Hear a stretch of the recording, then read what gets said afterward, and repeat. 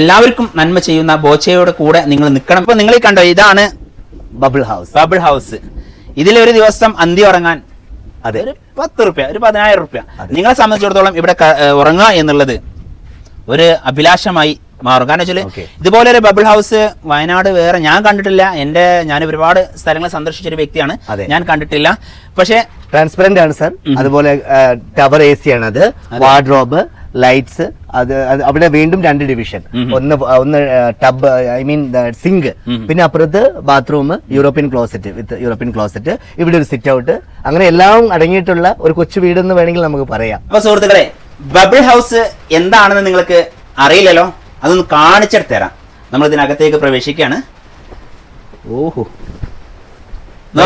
വിശാലമായ bubble house, എന്താ ഭംഗി! ഇവിടെ നിന്നുകൊണ്ട് തന്നെ നമുക്ക് എല്ലാ കാഴ്ചകളും ആസ്വദിക്കാൻ സാധിക്കുന്നുണ്ട്. കാരണം വെച്ചാൽ നോക്കൂ, നിങ്ങൾ പുറമെ ആ മൊത്തത്തിൽ കാണാൻ സാധിക്കുന്നുണ്ട്. നല്ലൊരു ഭംഗിയാണ് കേട്ടോ. അതെ, ഇവിടെ കിടക്കുമ്പോൾ തന്നെ 10, 20 ഒരു മാസം അല്ലെങ്കിൽ ഒരു ദിവസം 10,000 എന്നല്ല, നമുക്ക് 20 കൊടുക്കാൻ തോന്നും. ഭയങ്കര കൂളിങ്ങും ഭയങ്കര AC ആണ് നിൽക്കുന്നത്. അടിപൊളി സെറ്റായിട്ട് എല്ലാം കൊണ്ടും. വാർഡ്രോബ് ഉണ്ട് സർ. ഇതിപ്പോ ഇങ്ങ് വാ, എനിക്ക് ഇവരോട് കാര്യം പറയണ്ടല്ലോ. സത്യത്തിൽ ഇത് മേപ്പാടിക്ക് കിട്ടിയത് നിങ്ങൾക്കൊരു അനുഗ്രഹം. തീർച്ചയായിട്ടും. കാരണം സാർ ഇവിടെ വരുന്നതും ഈ സംരംഭം സാറ് ഏറ്റെടുത്തതും അതിൽ വലിയ സന്തോഷം ഉള്ള ആളാണ് ഞങ്ങളൊക്കെ. കാരണം ഈ പ്രദേശത്തുള്ള ആളുകൾക്ക് ഇതുകൊണ്ട് ഒരുപാട് നേട്ടങ്ങളും ഗുണങ്ങളും ഉണ്ട് എന്നുള്ളത് തന്നെ അറിയാം. ഇപ്പൊ 2 ദിവസം മുമ്പ് ഈ എസ്റ്റേറ്റിൽ ജോലി ചെയ്യുന്ന തൊഴിലാളികൾക്ക് അവരുടെ കുട്ടികൾക്ക് പഠനോപകരണം വിതരണം ചെയ്തുകൊണ്ട് സാറ് മാതൃക കാണിച്ചിട്ടുണ്ട്. അങ്ങനെ ഈ പ്രദേശത്തുള്ള ഈ 1000 ഏക്കർ സ്ഥലം സാർ എടുത്തതോടുകൂടി ആളുകൾക്കൊക്കെ വളരെ ആശങ്ക ഉണ്ടായിരുന്നു. ഇത് എങ്ങനെ മുന്നോട്ട് കൊണ്ടുപോകും, ഞങ്ങളെ ജോലി നഷ്ടപ്പെടുമോ, എങ്ങനെയൊക്കെയുള്ള ആശങ്ക ഉണ്ടായിരുന്നു. അതിൽ നിന്ന് ഒരു ആശങ്കപ്പെടേണ്ടതില്ല.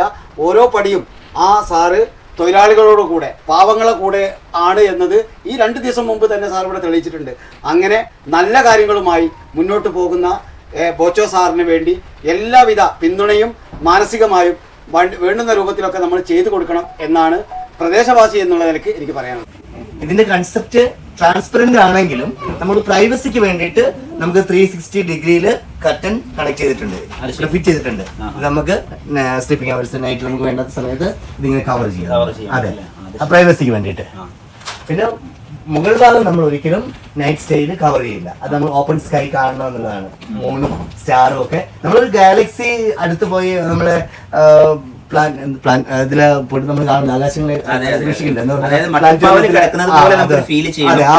എല്ലാ സൗകര്യത്തോടും രാജകീയമായ സൗകര്യത്തോടും ജീവിക്കുക എന്നുള്ള രീതിയിൽ. അതെ. അപ്പൊ നമുക്ക് ഇതിന്റെ ഉത്ഭാഗങ്ങളൊക്കെ ഒന്ന് കാണിച്ചു കൊടുക്കല്ലേ നമ്മൾ പ്രേക്ഷകർക്ക് വേണ്ടി. തീർച്ചയായും. അപ്പൊ നിങ്ങൾ നാട്ടുകാരൻ തന്നെ കാണിക്കട്ടെ. അതെ, നിങ്ങളിപ്പോ ഇവിടെ തുടങ്ങും സാർ. ഇത് വാർഡ്രോബാണ്, അലമാരിയാണ്. നമുക്ക് കാണുന്നതിന് കുഴപ്പമില്ല. നമുക്ക് ഗസ്റ്റിന് വേണ്ട പില്ലോയെ, ഗൗണെല്ലാം, ഗൗൺ ഇപ്പൊ നമ്മൾ ലോണ്ടറി കൊടുത്തിരിക്കുകയാണ്, അതെല്ലാം ഇതിനകത്തുണ്ടാവും. ബെഡ് സ്വിച്ച് ഇവിടെ തന്നെ ഉണ്ട് സർ. ഇത് ഇവിടെ തന്നെ നമുക്ക് കംഫർട്ടബിൾ ആയിട്ട് ഇവിടെ തന്നെ ഇതിൽ ഫിറ്റ് ചെയ്തിട്ടുണ്ട്. ഇതിലുണ്ട്. ഓക്കെ. അത് അടിയിൽ ഫ്യൂസ് ഓഫ് ചെയ്യും, മഴ ആയതുകൊണ്ട് ഓഫ് ചെയ്തിരിക്കുകയാണ്.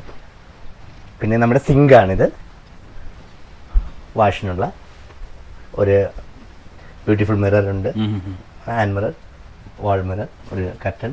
ഇവിടെ നമ്മുടെ ടർക്കികളെല്ലാം ഇവിടെ സേഫായിട്ട് വെച്ചിട്ടുണ്ട്. Towel, right. പിന്നെ ഈ ഭാഗമാണ് സർ വാഷ്റൂമായിട്ടുള്ളത്. ഇത് ഷവറാണ്, എൻക്ലോസർ ഉണ്ട്. ഷവർ എൻക്ലോസർ ക്ലോസ് ചെയ്യാതെ, ഇപ്പോൾ വെള്ളം ഒരിക്കലും പുറത്തേക്ക് വരില്ല. അതാണ് ഷവർ എൻക്ലോസർ ആണിത്. പിന്നെ ഈ ഭാഗത്തേക്ക് നമ്മുടെ വെസ്റ്റേൺ ക്ലോസറ്റ് ഇവിടെയാണ് ഫിറ്റ് ചെയ്തിരിക്കുന്നത്.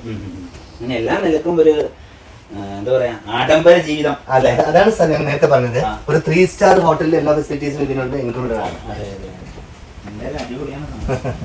Thank you sir. മേലെ കണ്ടത്തിൽ വെള്ളം ഉണ്ടെങ്കിലേ താഴെ കണ്ടത്തിൽ ഉണ്ടാവൂ എന്നുള്ളത്. അപ്പോൾ അദ്ദേഹം പറഞ്ഞത് കറക്റ്റ് തന്നെ. കാരണം വെച്ചാൽ 1000 ഏക്കറിന്റെ ഒരു മുതലാളി തൊട്ടടുത്തുണ്ടാവുമ്പോൾ ഒരു 10 സെന്റിന്റെ അല്ലെങ്കിൽ 1 ഏക്കറിന്റെ ഒക്കെ ഒരു മുതലാളി തൊട്ടടുത്തുണ്ടാകുമ്പോൾ എന്തായാലും മേലെ കണ്ടത്തിലെ വെള്ളം, അവിടെ മേലെ കണ്ടത്തിലെ വെള്ളം നിന്ന് കഴിഞ്ഞാൽ അതിൻ്റെ കിനിവ് താഴോട്ടും ഉണ്ടാവും. അപ്പൊ ആ ഒരു പ്രതീക്ഷയോടെയാണ് കേട്ടോ അദ്ദേഹം പറഞ്ഞത്, അല്ലേ?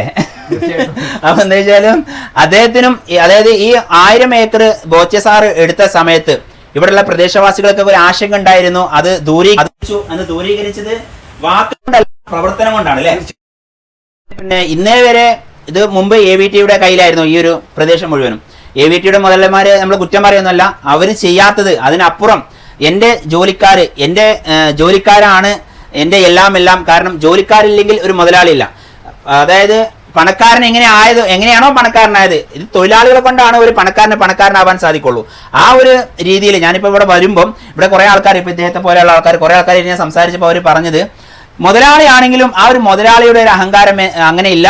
എന്നെപ്പോലും, ഞാനിപ്പോൾ ഇവിടെ താഴെ കടയിൽ നിന്ന് വർക്ക് ചെയ്യുന്ന ഒരു ജോലിക്കാരനാണ്, എന്നെപ്പോലും നിങ്ങൾ എന്ന് പറഞ്ഞിട്ടാണ് അദ്ദേഹം അഭിസംബോധന ചെയ്യാറുള്ളത് എന്നൊക്കെ നമ്മൾ കേൾക്കുമ്പം അത് വല്ലാത്തൊരു പോസിറ്റീവ് എനർജിയാണ്. നമ്മുടെ ഈ എൻ്റെ ശബ്ദം കേൾക്കുന്ന അല്ലെങ്കിൽ കേരളത്തിലുള്ള എല്ലാ മുതലാളിമാർക്കും എടാ എന്ന രീതിയിൽ സംസാരിക്കുന്ന ആ ഒരു പ്രവണത മാറ്റി നിങ്ങൾ ഇവിടെ ഇരിക്കൂ, നിങ്ങൾ അത് ചെയ്യൂ, അല്ലെങ്കിൽ നിങ്ങൾ ഇങ്ങനെ ചെയ്തു നോക്കൂ എന്ന് പറയുന്നതും, എടാ അത് എടുത്തു കൊണ്ടുപോവാ, അങ്ങനെ അല്ലാട്ട് ചെയ്യേണ്ട, ഇങ്ങനെ നീ എന്തൊരു വർത്താനം, നീ എന്ത് പണിക്കാരനാ എന്ന രീതിയിൽ സംസാരിക്കുന്നത് രണ്ടും രണ്ട് തന്നെയാണ്.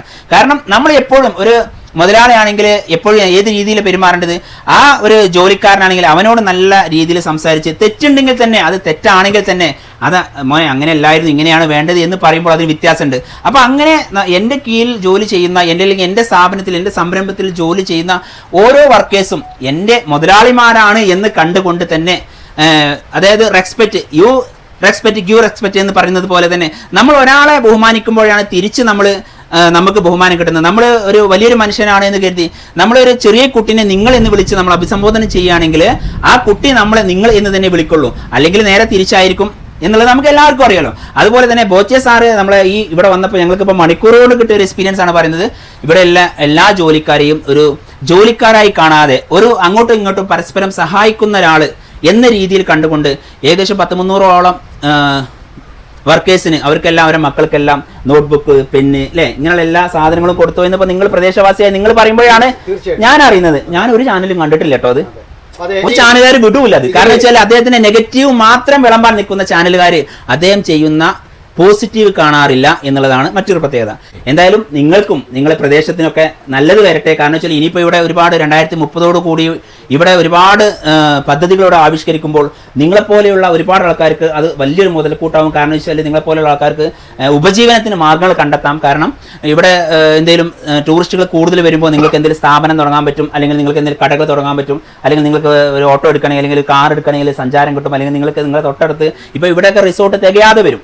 അങ്ങനെ തികയാതെ വരുമ്പോൾ നിങ്ങൾക്ക് നിങ്ങൾ തൊട്ടടുത്ത്, ഞാൻ പറഞ്ഞല്ലോ 100 ഏക്കറുടെ ഒരു മുതലാളി മേലുണ്ടാകുമ്പോൾ 10 സെന്റുകാരന് അതുകൊണ്ട് ഉപകരിക്കുമെന്ന് പറയാൻ, ആ 10 സെന്റുകാരന് വേണമെങ്കിൽ ഒരു ടെന്റ് കെട്ടിയിട്ട് അതിന് വാടക കൊടുക്കുക, അങ്ങനെയൊക്കെ ജീവിക്കാൻ ഇവിടെ സാഹചര്യം ഒരുങ്ങിയാണ്. അപ്പോൾ എന്തായാലും അതും ഒരു പ്ലസ് പോയിന്റ് തന്നെയാണ്. നെഗറ്റീവുകൾ പറയുന്ന ആൾക്കാർ ഇവിടെ നിൽക്കുന്ന നാട്ടുകാർക്ക് കിട്ടുന്ന പോസിറ്റീവിനെ കുറിച്ച് ചിന്തിക്കാറില്ല. അതുകൂടി ചിന്തിച്ച് എല്ലാവർക്കും നന്മ ചെയ്യുന്ന ബോച്ചയുടെ കൂടെ നിങ്ങൾ നിൽക്കണം എന്നാണ് എനിക്ക് അവസരത്തിൽ പറയാനുള്ളത്. ഇപ്പോൾ കുടിച്ചുകൊണ്ടിരിക്കുന്ന ചായ ബോച്ചെ 1000 ഏക്കറയിൽ ഉൽപ്പാദിപ്പിക്കുന്ന ചായയാണ് ഇപ്പോൾ കഴിച്ചുകൊണ്ടിരിക്കുന്നത്. അതിന്റെ ടേസ്റ്റ് നിങ്ങൾക്ക് നല്ലോണം മനസ്സിലാക്കാൻ, ആസ്വദിക്കാൻ കഴിയുന്നുണ്ട്. അത് നിങ്ങളുടെ ജീവിതത്തിൽ ആദ്യമായിട്ട് ഉള്ള ഒരു അനുഭവമായിരിക്കും. അതിപ്പോ എന്താ വെച്ചാലേ, പണ്ട് നമ്മൾ പറയല്ലോ, നമ്മൾ തന്നെ നാറ് നട്ട് നമ്മൾ തന്നെ ആ നെല്ല് കൊയ്ത് അതിന്ന് പുന്നല്ലരി കൊണ്ട് ഒരു നേരം ചോറ് തിന്നുമ്പോൾ അതിന് വേറെ സുഖം എന്ന് പറയുന്നത് നാച്ചുറൽ ആയിട്ട് ഇതില് ഇതിപ്പോ, കാരണം ചെറുപ്പം മുതൽ എനിക്ക് 52 വയസ്സായി. ഈ 52 വയസ്സ് മുതൽ ഇന്നത്തെ ദിവസം വരെ നമ്മൾ നേരിട്ട് കണ്ടുകൊണ്ടിരിക്കുന്ന സംഭവമാണ് ഈ 1000 ഏക്കറിലെ തേയില ഉൽപ്പാദിപ്പിച്ച് അതിൽ നിന്ന് ചായപ്പൊടി ഉണ്ടാക്കുക. അതിന്റെ ചായയാണ് ഇപ്പോൾ നമ്മൾ കഴിച്ചുകൊണ്ടിരിക്കുന്നത്. അതാണ് ഇപ്പോൾ ലക്കി ഡ്രോയിൽ കൂടി സാറ് കൊടുത്തുകൊണ്ടിരിക്കുന്നത്. അപ്പൊ അത് വാങ്ങി കുടിക്കാനും ആ ഭാഗ്യശാലിയിൽ അംഗമാവാനും നിങ്ങൾക്ക് എല്ലാവർക്കും സാധിക്കട്ടെ എന്ന് ആശംസിക്കുന്നു.